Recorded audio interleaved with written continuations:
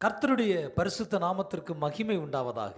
ஆண்டவரும் இரட்சகரும் மீட்பரும் ஆகிய இயேசு கிறிஸ்துவின் விலையேறப்பட்ட நாமத்தில் உங்களை நான் வாழ்த்துகிறேன். ராய் எல் ஸ்மித் என்ற தேவ ஊழியர் சொல்லுகிறார், பரிசுத்த வேதாகமத்தில் உள்ள ஆழமான மறைபொருட்களை கொண்டிருக்கிற வேத வசனங்களை பார்க்கிலும் எளிமையாக புரியத்தக்க வசனங்களை பார்த்து இன்று அநேகர் கலங்குகிறார்கள். ஆம் பிரியமானவர்களே, ஒரு குறிப்பிட்ட நிறுவனத்தில் ஒரு இளம்பெண் வேலை பார்த்து கொண்டிருந்தாள். அவளுக்கு அங்கிருந்த ஒரு நபர் அடிக்கடி தொந்தரவு கொடுத்து பலவிதமான பொய்யான காரியங்களை அவர்கள் மேல் பழி சாட்டினார்களாம். ஆரம்பத்தில் ஆண்டவர் இயேசு சொன்ன இந்த வேத வசனங்களை இவள் அறிந்திருந்தபடியினாலே அந்த வசனங்களின்படி இவள் செய்கிறதற்கு தயங்கினாள். ஆண்டவராக இயேசு கிறிஸ்து சொல்லியிருந்தார், உன் சத்துருக்களை சிநேகி, அவர்கள் பசியாக இருந்தால் அவர்களுக்கு ஆகாரம் கொடு, உனக்கு தீமை செய்கிறவர்களுக்கு நன்மை செய் என்று ஆண்டவர் சொல்லியிருக்கிறாரே. இந்த வசனம் இவளுடைய மனதிலே உறுத்தினபடினாலே இவள் ஒரே குழப்பத்தின் மத்தியிலே கலங்கி கொண்டிருந்தாளாம். பின்பு ஒரு தீர்மானம் எடுத்தால், கர்த்தருடைய வசனத்தின்படி நான் செய்வேன் என்று சொல்லி அந்த நபருக்காக தினமும் ஜெபிக்க ஆரம்பித்தாள். அந்த நபருக்காக நன்மை செய்ய ஆரம்பித்தாள். பாருங்கள், என்ன ஒரு ஆச்சரியம்! எந்த மனிதன் எதிராக எழும்பினானோ அதே மனிதனை கர்த்தர் அதே நிறுவனத்தில் அவளுக்கு ஆதரவாக எழுப்பினார். இந்த நாளிலும் ஆண்டுடைய வேத வசனத்தை நாம் படிக்கும்போது அந்த வேத வசனங்களின் படி நாம் செய்கிறதற்கு நம்மை நாம் ஒப்பு கொடுப்போம்.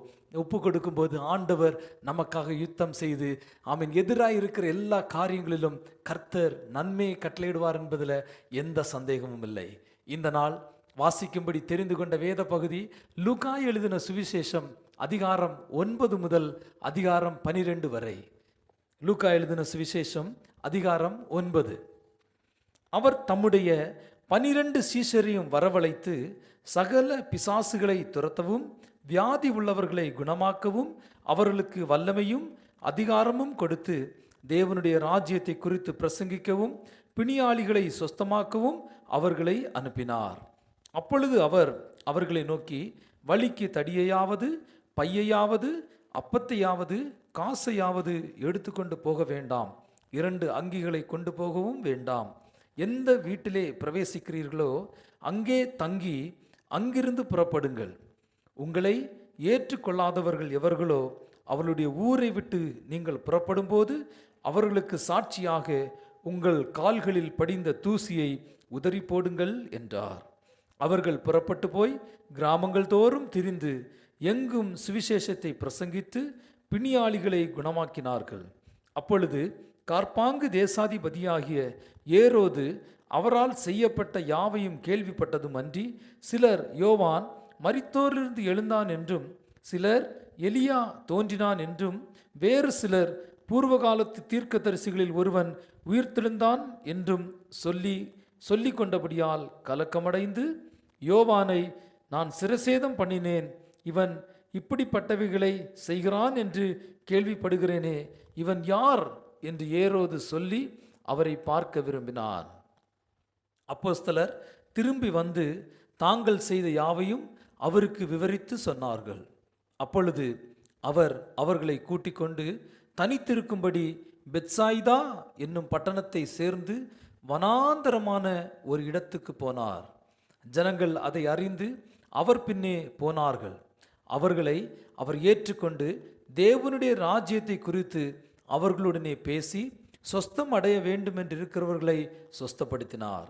சாயங்காலம் ஆகிற போது 12 சேர்ந்து வந்து அவரை நோக்கி, நாம் இருக்கிற இடம் வனாந்தரமாயிருக்கிறது, சுற்றி இருக்கிற ஊர்களிலும் கிராமங்களிலும் ஜனங்கள் போய் தங்கி போஜன பதார்த்தங்களை சம்பாதித்து கொள்ளும்படி அவர்களை அனுப்பிவிட வேண்டும் என்றார்கள். அவர் அவர்களை நோக்கி, நீங்களே அவர்களுக்கு போஜனம் கொடுங்கள் என்றார். அதற்கு அவர்கள், எங்களிடத்தில் 5 அப்பங்களும் 2 மீன்களும் மாத்திரம் உண்டு, இந்த ஜனங்கள் எல்லாருக்கும் போஜனம் கொடுக்க வேண்டியதானால் நாங்கள் போய் வாங்கி கொண்டு வர வேண்டுமே என்றார்கள். ஏறக்குறைய 5000 புருஷர்கள் இருந்தார்கள். அவர்களை பந்திக்கு 50 பேராக உட்காரும்படி சொல்லுங்கள் என்று தம்முடைய சீஷர்களுக்கு சொன்னார். அவர்கள் அந்தபடியே எல்லாரையும் உட்காரும்படி செய்தார்கள். அப்பொழுது அவர் அந்த 5 அப்பங்களையும் அந்த 2 மீன்களையும் எடுத்து வானத்தை அண்ணாந்து பார்த்து அவைகளை ஆசீர்வதித்து பிட்டு ஜனங்களுக்கு முன் வைக்கும்படி சீஷர்களிடத்தில் கொடுத்தார். எல்லாரும் சாப்பிட்டு திருப்தி அடைந்தார்கள். மீதியான துணிக்கைகள் 12 கூடை நிறைய எடுக்கப்பட்டது. பின்பு அவர் தமது சீஷரோடே கூட தனித்து ஜெபம் பண்ணி கொண்டிருக்கையில் அவர்களை நோக்கி, ஜனங்கள் என்னை யார் என்று சொல்லுகிறார்கள் என்று கேட்டார். அதற்கு அவர்கள், சிலர் உம்மை யோவான் ஸ்நானன் என்றும், சிலர் எலியா என்றும், வேறு சிலர் பூர்வ காலத்து தீர்க்கதரிசிகளில் ஒருவர் உயிர்த்தெழுந்தார் என்றும் சொல்லுகிறார்கள் என்றார். அப்பொழுது அவர், நீங்கள் என்னை யார் என்று சொல்லுகிறீர்கள் என்று கேட்டார். பேதுரு பிரதியுத்தரமாக, நீர் தேவனுடைய கிறிஸ்து என்றான். அப்பொழுது அவர்கள் அதை ஒருவருக்கும் சொல்லாதபடிக்கு உறுதியாய் கட்டளையிட்டார். மேலும் மனுஷகுமாரன் பல பாடுகள் படவும் மூப்பராலும் பிரதான ஆசாரியராலும் வேதபாரகராலும் ஆகாதவன் என்று தள்ளப்படவும் கொல்லப்படவும் 3ஆம் நாளில் உயிர்த்தெழுந்திருக்கவும் வேண்டும் என்று சொன்னார். பின்பு அவர் எல்லாரையும் நோக்கி, ஒருவன் என் பின்னே வர விரும்பினால் அவன் தன்னைத்தான் வெறுத்து தன் சிலுவையை அனுதினமும் எடுத்துக்கொண்டு என்னை பின்பற்ற கடவன். தன் ஜீவனை ரட்சிக்க விரும்புகிறவன் அதை இழந்து போவான். என் நிமித்தமாக தன் ஜீவனை இழந்து போகிறவன் அதை ரட்சித்து கொள்ளுவான். மனுஷன் உலகம் முழுவதையும் ஆதாயப்படுத்தி கொண்டாலும் தன்னைத்தான் கெடுத்து நஷ்டப்படுத்தினால் அவனுக்கு லாபம் என்ன? என்னை குறித்தும் என் வார்த்தைகளை குறித்தும் எவன் வெட்கப்படுகிறானோ அவனை குறித்து மனுஷகுமாரனும் தம்முடைய மகிமையோடும் பிதாவின் மகிமையோடும் பரிசுத்த தூதர்களின் மகிமையோடும் வரும்போது வெட்கப்படுவார். இங்கே நிற்கிறவர்களில் சிலர் தேவனுடைய ராஜ்யத்தை காணும் முன் மரணத்தை ருசி பார்ப்பதில்லை என்று மெய்யாகவே உங்களுக்கு சொல்லுகிறேன் என்றார். இந்த வார்த்தைகளை அவர் சொல்லி ஏறக்குறைய 8 நாளான பின்பு அவர் பேதுருவையும் யோவானையும் யாக்கோபையும் கூட்டிக் கொண்டு ஜெபம் பண்ணுகிறதற்கு ஒரு மலையின் மேல் ஏறினார். அவர் ஜெபம் பண்ணுகையில் அவருடைய முகரூபம் மாறிற்று. அவருடைய வஸ்திரம் வெண்மையாகி பிரகாசித்தது. அன்றியும் மோசே எலியா என்னும் 2 பேரும் மகிமையோடே காணப்பட்டு அவருடனே சம்பாஷணை பண்ணி அவர் எருசலேமிலே நிறைவேற்றப் போகிற அவருடைய மரணத்தை குறித்து பேசி கொண்டிருந்தார்கள். பேதுருவும் அவனோடு இருந்தவர்களும் நித்திரை மயக்கமாய் இருந்தார்கள். ஆகிலும் அவர்கள் விழித்து அவருடைய மகிமையையும் அவரோடே நின்ற அவ்விரண்டு பேரையும் கண்டார்கள். அவ்விருவரும் அவரை விட்டு பிரிந்து போகையில் பேதுரு இயேசுவை நோக்கி, ஐயரே, நாம் இங்கே இருக்கிறது நல்லது. உமக்கு ஒரு கூடாரமும் மோசேக்கு ஒரு கூடாரமும் எலியாவுக்கு ஒரு கூடாரமுமாக 3 கூடாரங்களை போடுவோம் என்று தான் சொல்லுகிறது இன்னதென்று அறியாமல் சொன்னான். இப்படி அவன் பேசுகையில் ஒரு மேகம் வந்து அவர்கள் மேல் நிழலிட்டது. அவர்கள் அந்த மேகத்துக்குள் பிரவேசிக்கையில் சீஷர்கள் பயந்தார்கள்.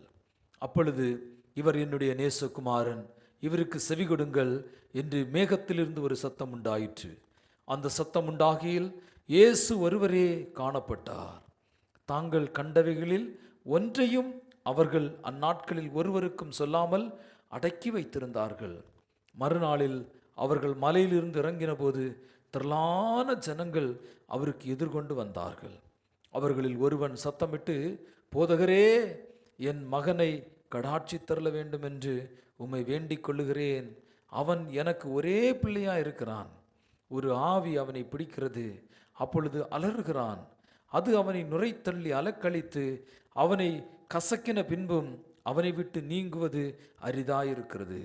அதை துரத்தி விடும்படி உம்முடைய சீஷரை வேண்டிக் கொண்டேன், அவர்களால் கூடாமற் போயிற்று என்றான்.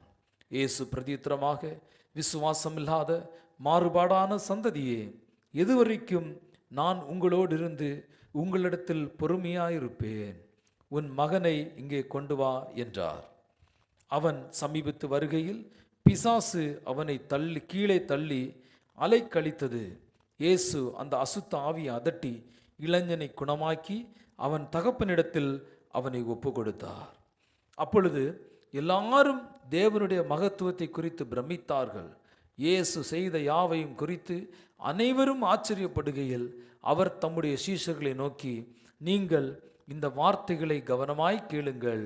மனுஷகுமாரன் மனுஷர் கைகளில் ஒப்பு கொடுக்கப்பட போகிறார் என்றார்.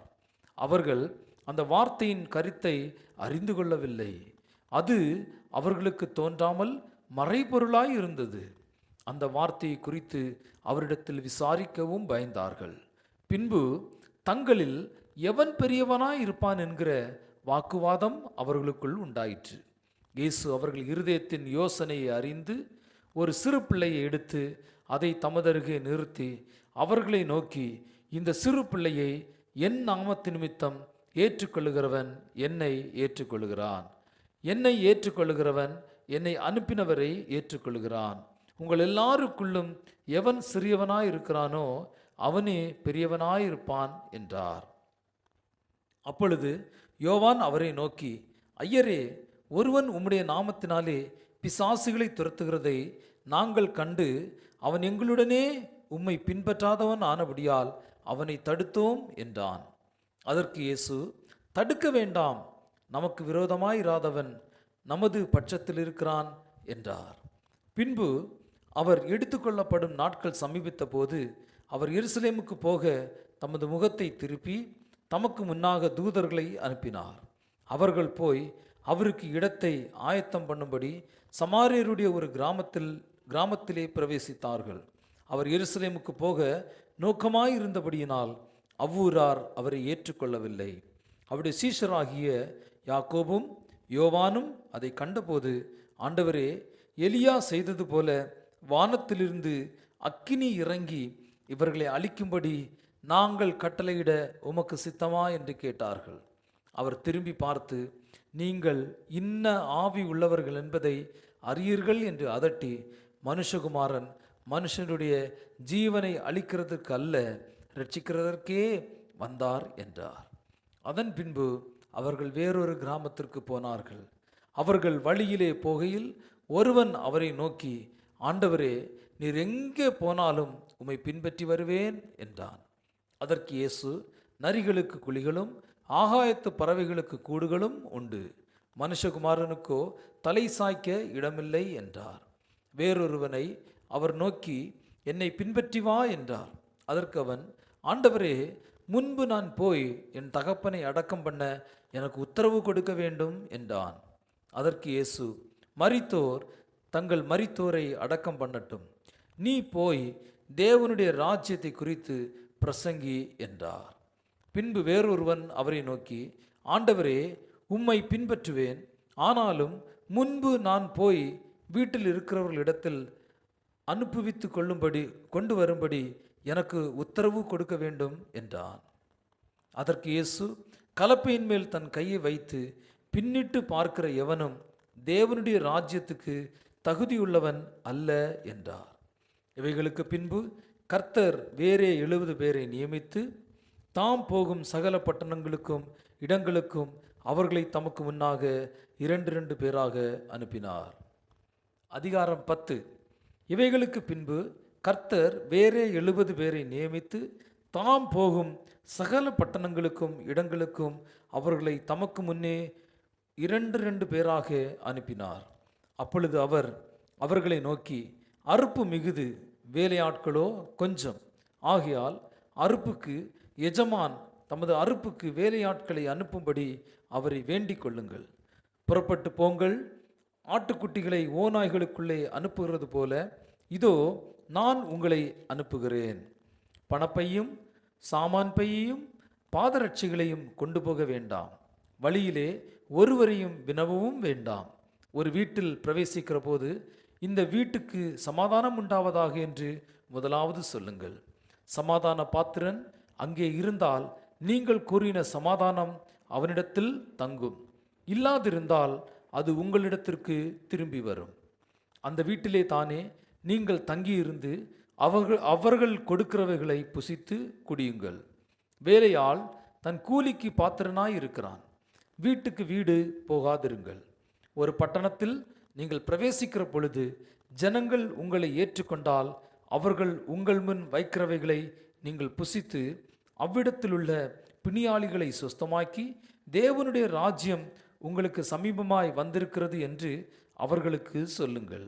யாதொரு பட்டணத்தில் நீங்கள் பிரவேசிக்கிற பொழுது ஜனங்கள் உங்களை ஏற்றுக்கொள்ளாவிட்டால் அதன் வீதிகளிலே நீங்கள் போய், எங்களில் ஒட்டின உங்கள் பட்டணத்தின் தூசியையும் உங்களுக்கு விரோதமாய் துடைத்து போடுகிறோம், ஆயினும் தேவனுடைய ராஜ்யம் உங்களுக்கு சமீபமாய் வந்திருக்கிறது என்பதை அறிந்து கொள்வீர்களாக என்று சொல்லுங்கள். அந்த பட்டணத்திற்கு நேரிடுவதை பார்க்கிலும் அந்த நாளிலே சோதோம் நாட்டிற்கு நேரிடுவது லகுவாயிருக்கும் என்று உங்களுக்கு சொல்லுகிறேன். கோராசின் பட்டணமே உனக்கு ஐயோ! பெத்சாயிதா பட்டணமே உனக்கு ஐயோ! உங்களில் செய்யப்பட்ட பலத்த செய்கைகள் தீருவிலும் சீதோனிலும் செய்யப்பட்டிருந்ததானால் அப்பொழுது ரெட்டுடுத்தி சாம்பலில் உட்கார்ந்து மனம் திரும்பி இருப்பார்கள். நியாய தீர்ப்பு நாளில் உங்களுக்கு நேரிடுவதை பார்க்கிலும் தீருவுக்கும் சீதோனுக்கும் நேரிடுவது லகுவாயிருக்கும். வானபரியந்தம் உயர்த்தப்பட்ட கப்பர்நகூமே, நீ பாதாள பரியந்தம் தாழ்த்தப்படுவாய் என்று சொல்லி சீஷரை நோக்கி, உங்களுக்கு செவி கொடுக்கிறவன் எனக்கு செவி கொடுக்கிறான், உங்களை அசட்டை பண்ணுகிறவன் என்னை அசட்டை பண்ணுகிறான், என்னை அசட்டை பண்ணுகிறவன் என்னை அனுப்பினவரை அசட்டை பண்ணுகிறான் என்றார். பின்பு அந்த 70 பேரும் சந்தோஷத்தோடே திரும்பி வந்து, ஆண்டவரே, உம்முடைய நாமத்தினாலே பிசாசுகளும் எங்களுக்கு கீழ்ப்படுகிறது என்றார்கள். அவர்களை அவர் நோக்கி, சாத்தான் மின்னலை போல வானத்திலிருந்து விழுகிறதை கண்டேன். இதோ சர்ப்பங்களையும் தேள்களையும் மிதிக்கவும் சத்ருவினுடைய சகல வல்லமையும் மேற்கொள்ளவும் உங்களுக்கு அதிகாரம் கொடுக்கிறேன் என்றும் ஒன்றும் உங்களை சேதப்படுத்த மாட்டாது. ஆகிலும் ஆவிகள் உங்களுக்கு கீழ்ப்படுகிறதற்காக நீங்கள் சந்தோஷப்படாமல் உங்கள் நாமங்கள் பரலோகத்தில் எழுதியிருக்கிறதற்காக சந்தோஷப்படுங்கள் என்றார். அந்த வேளையிலே இயேசு ஆவியிலே களி கூர்ந்து, பிதாவே, வானத்துக்கும் பூமிக்கும் ஆண்டவரே, இவைகளை நீர் ஞானிகளுக்கும் கல்விமான்களுக்கும் மறைத்து பாலகருக்கு வெளிப்படுத்தினபடியால் உம்மை ஸ்தோத்திரிக்கிறேன். ஆம் பிதாவே, இப்படி செய்வது உம்முடைய திருவுளத்திற்கு பிரியமாயிருந்தது. சகலமும் என் பிதாவினால் எனக்கு ஒப்பு கொடுக்கப்பட்டிருக்கிறது. பிதா தவிர வேறு ஒருவனும் குமாரன் இன்னார் என்று அறியான். குமாரன் அவரை எவனுக்கு வெளிப்படுத்த சித்தமாயிருக்கிறாரோ அவனும் தவிர வேறு ஒருவனும் பிதா இன்னார் என்று அறியான் என்றார். பின்பு தமது சீஷரிடத்தில் திரும்பி தனித்து அவர்களை நோக்கி, நீங்கள் காண்கிறவைகளை காணும் கண்கள் பாக்கியமுள்ளவைகள். அநேக தீர்க்கதரிசிகளும் ராஜாக்களும் நீங்கள் காண்கிறவைகளை காணவும் நீங்கள் கேட்கிறவைகளை கேட்கவும் விரும்பியும் காணாமலும் கேளாமலும் போனார்கள் என்று உங்களுக்கு சொல்லுகிறேன் என்றார். அப்பொழுது நியாயசாஸ்திரி ஒருவன் எழுந்திருந்து அவரை சோதிக்கும்படி, போதகரே, நித்திய ஜீவனை சுதந்திரித்து கொள்ளும்படிக்கு நான் என்ன செய்ய வேண்டும் என்று கேட்டான். அதற்கு அவர், நியாயப்பிரமாணத்தில் என்ன எழுதியிருக்கிறது? நீ வாசித்திருக்கிறது என்ன என்றார். அவன் பிரதியுத்தரமாக, உன் தேவனாகிய கர்த்தரிடத்தில் உன் முழு இருதயத்தோடும் உன் முழு ஆத்மாவோடும் உன் முழு பலத்தோடும் உன் முழு சிந்தையோடும் அன்பு கூர்ந்து உன்னிடத்தில் அன்பு கூறுவது போல பிறனிடத்திலும் அன்பு கூறுவாயாக என்று எழுதியிருக்கிறது என்றார். அவர் அவனை நோக்கி, நிதானமாய் உத்தரவு சொன்னாய், அப்படியே செய், அப்பொழுது பிழைப்பாய் என்றார். அவன் தன்னை நீதிமான் என்று காண்பிக்க மனதாய் இயேசுவை நோக்கி, எனக்கு பிறன் யார் என்று கேட்டான். இயேசு பிரதித்திரமாக, ஒரு மனுஷன் எருசலேமில் இருந்து எரிகோவுக்கு போகையில் கள்ளர் கையில் அகப்பட்டான். அவர்கள் அவன் வஸ்திரங்களை உரிந்து கொண்டு அவனை காயப்படுத்தி குற்றுயிராக விட்டு போனார்கள். அப்பொழுது தற்செயலாய் ஒரு ஆசாரியன் அந்த வழியே வந்து அவனை கண்டு பக்கமாய் விலகி போனான். அந்தபடியே ஒரு லேவியனும் அந்த இடத்துக்கு வந்து அவனை கண்டு பக்கமாய் விலகி போனான். பின்பு சமாரியன் ஒருவன் பிரயாணமாய் வருகையில் அவனை கண்டு மனதுருகி கிட்ட வந்து அவனுடைய காயங்களில் எண்ணெயையும் திராட்சரசமும் வார்த்து காயங்களை கட்டி அவனை தன் சுய வாகனத்தின் மேல் ஏற்றி சத்திரத்துக்கு கொண்டு போய் அவனை பராமரித்தான்.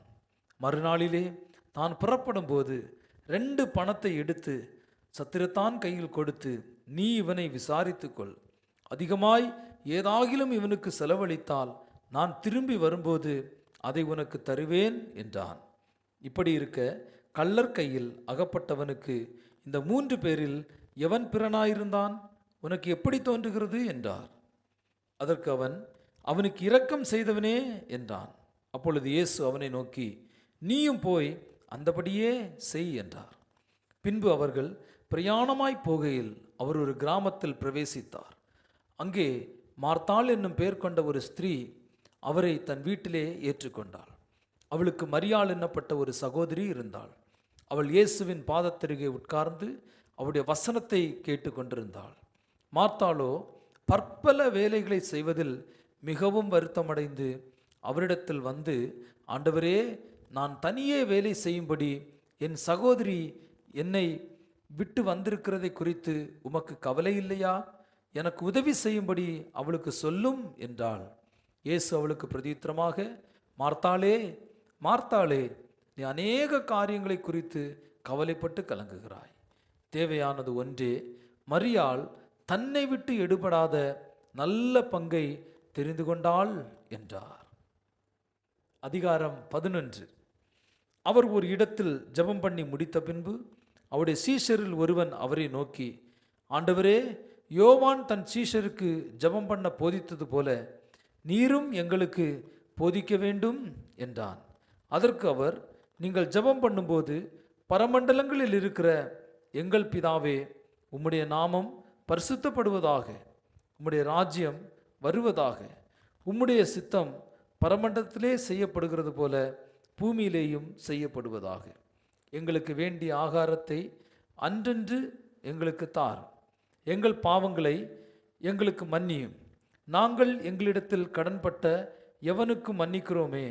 எங்களை சோதனைக்குட்பட பண்ணாமல் தீமை நின்று எங்களை ரட்சித்துக் கொள்ளும் என்று சொல்லுங்கள் என்றார். பின்னும் அவர் அவர்களை நோக்கி, உங்களில் ஒருவன் தனக்கு சிநேகிதனாய் இருக்கிறவனிடத்தில் பாதி ராத்திரியிலே போய், சிநேகிதனே, என் சிநேகிதன் ஒருவன் வழிப்பிரயாணமாய் என்னிடத்தில் வந்திருக்கிறான். அவன் முன் வைக்கிறதற்கு என்னிடத்தில் ஒன்றுமில்லை. நீ 3 அப்பங்களை எனக்கு கடனாக தர வேண்டும் என்று கேட்டுக்கொண்டான். வீட்டுக்குள் இருக்கிறவன் பிரதியுத்தரமாக, என்னை தொந்தரவு செய்யாதே, கதவு பூட்டியாயிற்று, என் பிள்ளைகள் என்னோடே கூட படுத்திருக்கிறார்கள், நான் எழுந்திருந்து உனக்கு தரக்கூடாது என்று சொன்னான். பின்பு தனக்கு அவன் சிநேகிதனாய் இருக்கிறது நிமித்தமும் எழுந்து அவனுக்கு கொடுக்காவிட்டாலும் தன்னிடத்தில் அவன் வருந்தி கேட்கிறது நிமித்தமாவதாவது எழுந்திருந்து அவனுக்கு தேவையானதை கொடுப்பான் என்று உங்களுக்கு சொல்லுகிறேன். மேலும் நான் உங்களுக்கு சொல்லுகிறதாவது, கேளுங்கள், அப்பொழுது உங்களுக்கு கொடுக்கப்படும், தேடுங்கள், அப்பொழுது கண்டடைவீர்கள், தட்டுங்கள், அப்பொழுது உங்களுக்கு திறக்கப்படும். ஏனென்றால் கேட்கிறவன் எவனும் பெற்றுக்கொள்கிறான், தேடுகிறவன் கண்டடைகிறான், தட்டுகிறவனுக்கு திறக்கப்படும். உங்களில் தகப்பனாய் இருக்கிற ஒருவனிடத்தில் மகன் அப்பம் கேட்டால் அவனுக்கு கல்லை கொடுப்பானோ? மீனை கேட்டால் மீனுக்கு பதிலாய் பாம்பை கொடுப்பானோ? அல்லது முட்டையை கேட்டால் அவனுக்கு தேளை கொடுப்பானோ? பொல்லாதவர்களாகிய நீங்கள் உங்கள் பிள்ளைகளுக்கு நல்ல ஈவுகளை கொடுக்க அறிந்திருக்கும் போது பரம பிதாவானவர் தம்மிடத்தில் வேண்டிக் கொள்ளுகிறவர்களுக்கு பரிசுத்த ஆவியை கொடுப்பது அதிக நிச்சயம் அல்லவா என்றார். பின்பு அவர் ஊமையாய் இருந்த ஒரு பிசாசை துரத்தினார். பிசாசு புறப்பட்டு போன பின்பு ஊமையன் பேசினான். ஜனங்கள் ஆச்சரியப்பட்டார்கள். அவர்களில் சிலர், இவன் பிசாசுகளின் தலைவனாகிய பெயல்சுபூலை கொண்டு பிசாசுகளை துரத்துகிறான் என்றார்கள். வேறு சிலர் அவரை சோதிக்கும்படி வானத்திலிருந்து ஒரு அடையாளத்தை காட்ட வேண்டுமென்று அவரிடத்தில் கேட்டார்கள். அவர்களுடைய சிந்தனைகளை அவர் அறிந்து அவர்களை நோக்கி, தனக்கு தானே விரோதமாய் பிரிந்திருக்கிற எந்த ராஜ்யமும் பாழாய் போகும், தனக்கு தானே விரோதமாய் பிரிந்திருக்கிற எந்த வீடும் விழுந்து போகும். சாத்தானும் தனக்கு தானே விரோதமாய் பிரிந்திருந்தால் அவன் ராஜ்யம் எப்படி நிலை நிற்கும்? இப்படி இருக்க பெயல்சுபூலை கொண்டு நான் பிசாசுகளை துரத்துகிறேன் என்கிறீர்களே, நான் பெயல்சுபூலினாலே பிசாசுகளை துரத்தினால் உங்கள் பிள்ளைகள் அவைகளை யாராலே துரத்துகிறார்கள்? ஆகையால் அவர்களே உங்களை நியாயம் தீர்க்கிறவர்களாய் இருப்பார்கள். நான் தேவனுடைய விரலினாலே பிசாசுகளை துரத்துகிறபடியினால் தேவனுடைய ராஜ்யம் உங்களிடத்தில் வந்திருக்கிறதே. ஆயுதம் தரித்த பலவான் தன் அரண்மனையை காக்கிற போது அவனுடைய பொருள் பத்திரப்பட்டிருக்கும். அவனிலும் அதிக பலவான் வந்து அவனை மேற்கொள்வானே ஆகில் அவன் நம்பியிருந்த சகல ஆயுத வர்க்கத்தையும் பறித்து கொண்டு அவனுடைய கொள்ளை பொருளை பங்கிடுவான். என்னோடே இராதவன் எனக்கு விரோதியாயிருக்கிறான், என்னோடே சேர்க்காதவன் சிதறடிக்கிறான். அசுத்த ஆவி ஒரு மனுஷனை விட்டு புறப்படும் போது வறண்ட இடங்களில் அலைந்து இளைப்பாறுதல் தேடியும் கண்டடையாமல் தன் வீட்டுக்கு வந்து என் வீட்டுக்கு திரும்பி போவேன் என்று சொல்லி, நான் விட்டு வந்த என் வீட்டுக்கு திரும்பி போவேன் என்று சொல்லி அதில் வரும்போது அது பெருக்கி ஜோடிக்கப்பட்டிருக்க கண்டு திரும்பி போய் தன்னிலும் பொல்லாத வேறு 7 ஆவிகளை கூட்டிக் கொண்டு வந்து உட்புகுந்து அங்கே குடியிருக்கும். அப்பொழுது அந்த மனுஷனுடைய முன்னிலைமையிலும் அவனுடைய பின்னிலைமை அதிக கேடுள்ளதாய் இருக்கும் என்றார். அவர் இவைகளை சொல்லுகையில் ஜனக்கூட்டத்தில் இருந்த ஒரு ஸ்திரீ அவரை நோக்கி, உம்மை சுமந்த கர்ப்பமும் நீர் பாலுண்ட முலைகளும் பாக்கியம் உள்ளவைகள் என்று சத்தமிட்டு சொன்னாள். அதற்கு அவர், அப்படியானாலும் தேவனுடைய வார்த்தையை கேட்டு அதை காத்து கொள்ளுகிறவர்களே அதிக பாக்கியவான்கள் என்றார். ஜனங்கள் திரளாய் கூடி வந்திருக்கிற பொழுது அவர், இந்த சந்ததியார் பொல்லாதவர்களாய் இருக்கிறார்கள், அடையாளத்தை தேடுகிறார்கள். ஆனாலும் யோனா தீர்க்கதரிசியின் அடையாளமே அன்றி வேறே அடையாளம் இவர்களுக்கு கொடுக்கப்படுவதில்லை. யோனா நினிவே பட்டணத்தாருக்கு அடையாளமாய் இருந்தது போல மனுஷகுமாரனும் இந்த சந்ததிக்கு அடையாளமாயிருப்பார். தென் தேசத்து ராஜஸ்திரீ சாலமோனுடைய ஞானத்தை கேட்க பூமியின் எல்லைகளிலிருந்து வந்தாள். இதோ சாலமோனிலும் பெரியவர் இங்கே இருக்கிறார். ஆதலால் நியாய தீர்ப்பு நாளிலே அந்த ஸ்திரீ இந்த சந்ததியாரோடு எழுந்து நின்று இவர்கள் மேல் குற்றம் சுமத்துவாள். யோனாவின் பிரசங்கத்தை கேட்டு நினிவே பட்டணத்தினார் மனம் திரும்பினார்கள். இதோ யோனாவிலும் பெரியவர் இங்கே இருக்கிறார். ஆதலால் நியாய தீர்ப்பு நாளிலே நினிவே பட்டணத்தார் இந்த சந்ததியாரோடு எழுந்து நின்று இவர்கள் மேல் குற்றம் சுமத்துவார்கள். ஒருவனும் விளக்கை கொளுத்தி மறைவிடத்திலாவது மரக்காலின் கீழாவது வைக்காமல் உள்ளே வருகிறவர்கள் வெளிச்சம் காணும்படி அதை விளக்கு தண்டின் மேல் வைப்பான். கண்ணானது சரீரத்தின் விளக்காய் இருக்கிறது. உன் கண் தெளிவாய் இருந்தால் உன் சரீரம் முழுவதும் வெளிச்சமாய் இருக்கும். உன் கண் கெட்டதாய் இருந்தால் உன் சரீரம் முழுவதும் இருளாய் இருக்கும். ஆகையால் உன்னிலுள்ள வெளிச்சம் இருளாகாதபடிக்கு எச்சரிக்கையாயிரு. உன் சரீரம் ஒரு புறத்திலும் இருளடைந்திராமல் முழுவதும் வெளிச்சமாயிருந்தால் ஒரு விளக்கு தன் பிரகாசத்தினாலே உனக்கு வெளிச்சம் கொடுக்கிறது போல உன் சரீரம் முழுவதும் வெளிச்சமாயிருக்கும் என்றார். அவர் இப்படி பேசிக் கொண்டிருக்கையில் பரிசேயன் ஒருவன் தன்னுடனே கூட அவர் பகற்போஜனம் பண்ண வேண்டும் என்று அவரை வேண்டிக் கொண்டான். அவர் போய் பந்தி இருந்தார். அவர் போஜனம் பண்ணுகிறதற்கு முன் கை கழுவாமல் இருக்கிறதை பரிசேயன் கண்டு ஆச்சரியப்பட்டான். கர்த்தர் அவனை நோக்கி, பரிசேயராகிய நீங்கள் போஜன பாத்திரங்களின் வெளிப்புறத்தை சுத்தமாக்குகிறீர்கள், உங்கள் உள்ளமோ கொள்ளையினாலும் பொல்லாப்பினாலும் நிறைந்திருக்கிறது. மதிகேடரே, வெளிப்புறத்தை உண்டாக்கினவர் உட்புறத்தையும் உண்டாக்கவில்லையோ? உங்களுக்கு உண்டானவைகளில் பிச்சை கொடுங்கள், அப்பொழுது சகலமும் உங்களுக்கு சுத்தமாயிருக்கும். பரிசேயரே, உங்களுக்கு ஐயோ! நீங்கள் ஒருத்தலாம் மறுக்கொழுந்து முதலிய சகலவித பூண்டுகளிலும் தசமபாகம் கொடுத்து நியாயத்தையும் தேவ அன்பையும் விட்டுவிடுகிறீர்கள். இவைகளையும் செய்ய வேண்டும், அவைகளையும் விடாதிருக்க வேண்டுமே. பரிசேயரே, உங்களுக்கு ஐயோ! ஜெப ஆலயங்களில் முதன்மையான ஆசனங்களையும் சந்தைகளில் வந்தனங்களையும் விரும்புகிறீர்கள். மாயக்காரராகிய வேதபாரகரே, பரிசேயரே, உங்களுக்கு ஐயோ! மறைந்திருக்கிற பிரேத குழிகளைப் போல் இருக்கிறீர்கள். அவைகள் மேல் நடக்கிற மனுஷருக்கு அவைகள் தெரியாதிருக்கிறது என்றார். அப்பொழுது நியாய சாஸ்திரிகளில் ஒருவன் அவரை நோக்கி, போதகரே, நீர் இப்படி சொல்லுகிறதினால் எங்களையும் நிந்திக்கிறீரே என்றான். அதற்கு அவர், நியாய சாஸ்திரிகளே, உங்களுக்கு ஐயோ! சுமக்க அரிதான சுமைகளை மனுஷர் மேல் சுமத்துகிறீர்கள். நீங்களோ உங்கள் விரல்களில் ஒன்றினாலும் அதை சுமக்கவும் அந்த சுமைகளை தொடவும் மாட்டீர்கள். உங்களுக்கு ஐயோ, உங்கள் பிதாக்கள் கொலை செய்த தீர்க்கதரிசிகளுக்கு கல்லறைகளை கட்டுகிறீர்கள். ஆகையால் உங்கள் பிதாக்களுடைய கிரியைகளுக்கு நீங்களும் உடன்பட்டவர்கள் என்று சாட்சியிடுகிறீர்கள். எப்படி என்றால், உங்கள் பிதாக்கள் அவர்களை கொலை செய்தார்கள், நீங்களோ அவர்களுக்கு கல்லறைகளை கட்டுகிறீர்கள். ஆதலால் தேவ ஞானமானது, நான் தீர்க்கதரிசிகளையும் அப்போஸ்தலர்களையும் அவர்களிடத்தில் அனுப்புவேன், அவர்களில் சிலரை கொலை செய்து சிலரை துன்பப்படுத்துவார்கள்.